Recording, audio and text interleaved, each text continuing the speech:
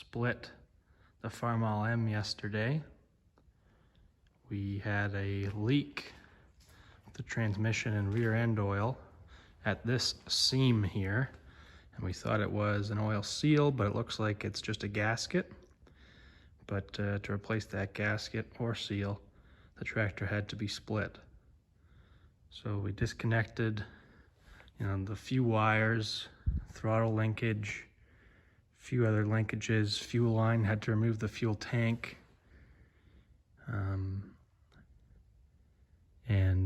There's 6 large bolts, 4 that you access up from the inside and 2 on the outside.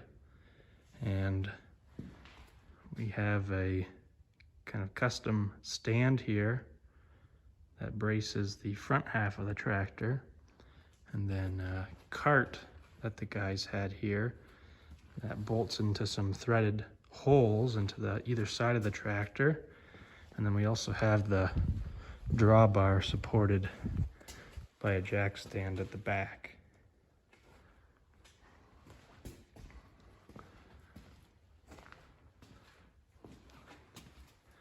I just took the belt pulley, which sits here, off tonight. You can see it on the ground here, and that gear would be driven on the inside of this is the transmission input shaft. It would be driven by this gear here. So you can see through that hole right up into the transmission. A little bit of wear, but that's to be expected. The tractor's 75 years old, but overall everything looks good. And the transmission housing here. And I got this is the little input shaft, and there's a yoke here that connects to this coupler here, and there's the clutch and the ring gear. And so that connects the engine power behind the clutch to the transmission here. And then this second little counter shaft with this would power the hydraulic pump, and the hydraulic pump is its own little unit that slides up and bolts into this cavity here. So power actually comes across into the main shaft, and then there's a second shaft they call the counter shaft underneath that would turn in the opposite direction because of the gear mesh. And the hydraulic pump has a coupler the same as this, and then there's a little drive dog, they call it, with male ends that connect here, and so that drives the hydraulic pump. And then the hydraulic pump has elbows that thread into these holes in the casting, and you can connect that to your cylinders for your cultivators or whatever. So it's split, and hopefully we'll be able to get the gaskets and seal this week and put it back together next weekend. So that is the Farmall M Split.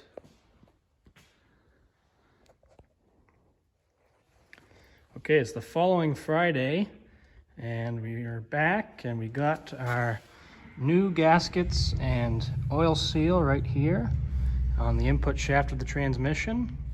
We were able to get the transmission housing nice and clean.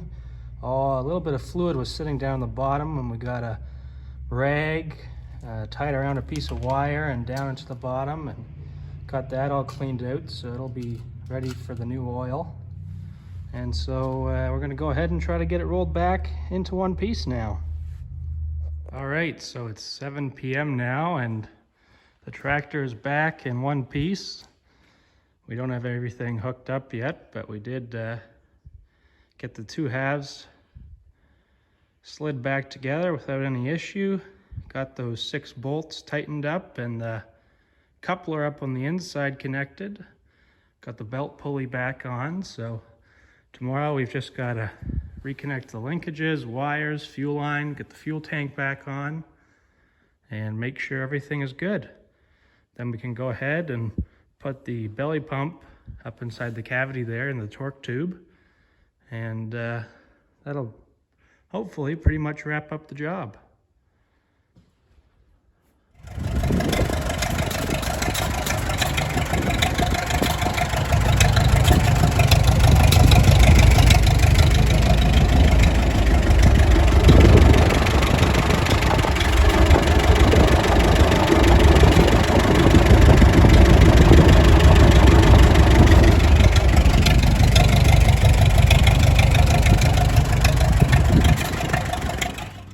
everything is back together. We just have the sheet metal to go on, but we're going to leave that off for now.